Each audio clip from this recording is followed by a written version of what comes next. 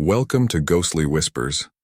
Tonight we're diving into 3 terrifying true stories of school lockdowns, where danger was just outside the door. From a madman banging on classroom doors to a stranger lurking in the shadows, these stories will keep you on edge. Ready to face the fear? Story 1. It was a typical dull day in calculus, only it was Friday, the 7th period, which meant the week was almost over, and spring break was finally approaching. Everyone was getting antsy in their seats. Unlike many of my friends and their other teachers, we had no test that day. So, our teacher started playing sparkle games with the students in the middle of class. He was a very relaxed teacher like that. I recall when it occurred while we were taking a Sparkle brand logo quiz. I remember exactly what my friend said in response to a question: Adidas. The dean's voice came over the loudspeaker. He sounded panicked and frantic as he informed the teachers that this was not a drill and that they needed to go into lockdown. I got chills and goosebumps on my arms because our usually laid-back teacher appeared panicked. He dashed to turn off the lights and directed us to the back corner of the room. We all sat in silence for about 2 minutes, and then the usual buzzing from a panel in the back of the room stopped, indicating that the school had turned off all power. We all looked at each other, realizing this was serious. After a few more minutes of waiting, we heard a man screaming at the top of his lungs as he came down the hall. 2 girls in the class began crying, which terrified us even more. As the screaming grew closer to the classroom, the insane-sounding man began banging on the lockers and screaming, "I'll kill all of you." It was at that point that I began to fear for my life. My teacher silenced us as we stared at each other, attempting to read each other's reactions. The banging then moved from the lockers to our classroom door, which prompted one of the crying girls to scream, "No!" The banging on the door intensified as the man yelled, "Open up!" 2 of the girls in the class were crying aloud now. The man pounded on the door for what seemed like an eternity, but continued down the hallway, screaming like a lunatic until we couldn't hear him anymore. 10 minutes later, though it felt like half an hour, the dean returned to the loudspeaker and explained the situation, which was unusual for him to do. He described how a mentally unstable person entered the building and assaulted the woman sitting at the front desk, causing her to flee screaming. Staff were unsure whether the man was armed or not. This was before the school had cameras or proper security, so it was vulnerable. The staff searched the hallways and classrooms but could not find him, so the dean directed the teachers to resume teaching but keep all doors locked and not allow students to leave for any reason. The most disturbing aspect, however, is that one of the night shift janitors discovered the man sleeping in one of the storage closets near the back of the school. According to rumors among my peers, a .44 Magnum was sticking out of his pocket. The janitor must have done something to wake him up, such as leaving the closet door open because the man had already gone when a police officer arrived. As far as I know, my entire class has yet to determine if this man was ever found, but he is currently receiving the necessary assistance. Story 2. My school offers 2 lunch periods. The first is reserved for all 6th graders and some 7th graders, and the second is for the remaining half of 7th and 8th graders. The lockdown occurred at the beginning of October. The weather on the day of the lockdown was overcast and rainy. During the first lunch period, I heard 4 loud booms.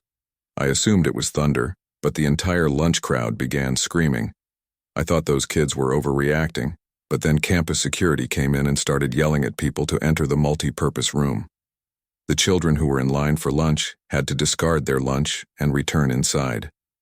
I, some friends, and a large group of other children entered the room. Everyone was curious as to what was going on. Our multi-purpose room is large, and the back wall is made of see-through glass.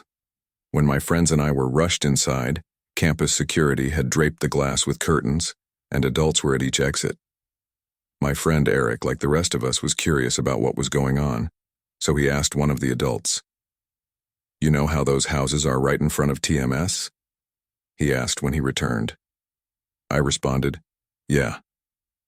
He stated, "There's this mentally disabled, insane man who has barricaded himself in front of his house and is threatening to commit suicide and kill the cops if he is evicted.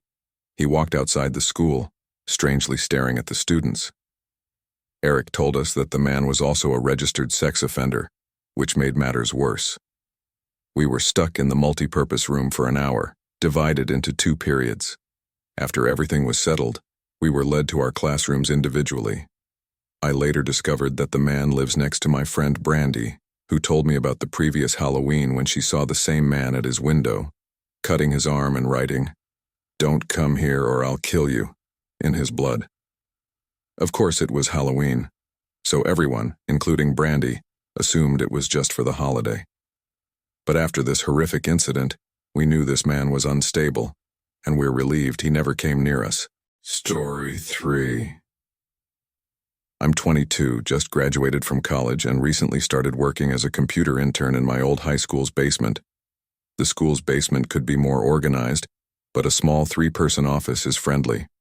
It has 3 nice big desks, 2 mini fridges, a flat-screen TV mounted on the wall, and comfortable air conditioning, a luxury students and teachers cannot enjoy at school, and of course all of the school's servers and other computer equipment.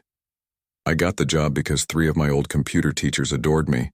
I could consider them real friends, not just teacher figures, so they were all extremely helpful in getting me this job. It was great until a few weeks ago. Dave and Gary, my co-workers who share an office with me, were absent then. They were upstairs working on papers or something. I was eating my sandwich during my lunch break when I received a phone call from one of the front office women informing me that the school was on lockdown and that someone, possibly armed, had entered the premises. There wasn't much I could do but turn off the lights because, despite how friendly this little office was, it didn't have an actual door, just a large opening. The door to the entire basement did not even have a working lock. I turned off all the office lights and computer screens for safety. I kept my phone on the desk and texted Gary and Dave, but they did not respond. I sat in the dark for about 20 minutes, playing games on my phone while waiting for the call from up front to tell me to resume work. I had no idea what was happening. I couldn't hear what was happening upstairs from down here, but couldn't make any calls until I was told the lockdown was lifted. Then, the creaking basement door opened, echoing throughout, and into my office. I sat up, wondering if I should call Gary or Dave. I was eager to get information from them. Someone came running down the stairs and their footsteps approached my office. I pushed my chair away and crawled beneath my desk. Someone entered the office without turning on the lights. There was only silence. I can't even describe the terror I was feeling. I felt like if I made a sudden noise, I'd die. My phone alerted me to a text message. I felt my entire world shrivel up and die as I clenched my teeth in terror. Footsteps moved closer to me, and I eventually dug out from under the desk in surrender, begging whoever it was not to kill me. And then someone grabbed my arm and pulled me up. It was a guy wearing a red plaid button-up jeans and a reddish-black cap. He said to me, "It's okay, I'm just down here hiding with you." "What's going on up there?" I whispered to him. He ignored my question and asked if there was an exit down here. I replied, "Yes, around that way." Before he could say anything else, I inquired, "Who are you?" There was a brief pause before he began explaining that he was coming in to pick up his son when a teacher instructed him to hide. After his explanation, I checked my phone and discovered that the text I received was from Dave. It said, "Dude, this is insane. Someone with a gunshot, Mr. Buckley. He is wearing a red shirt and a hat. Whatever you do, don't go upstairs." I was about to read the text aloud to the man when I realized. I looked up and felt my stomach drop. The man seemed to pick up on my suspicious stare. Panicking, all I could think to do was run upstairs. A gunshot rang out through the basement and I could hear the bullet ricochet off something metal in the darkness. But thank God the bullet missed me, and I made it upstairs. Fortunately, police were waiting at every exit, including the basement exit, and apprehended the man when he opened the door. More good news. Mr. Buckley, our teacher, survived the gunshot. It was later discovered that the man and Mr. Buckley disagreed for whatever reason, but this was never revealed.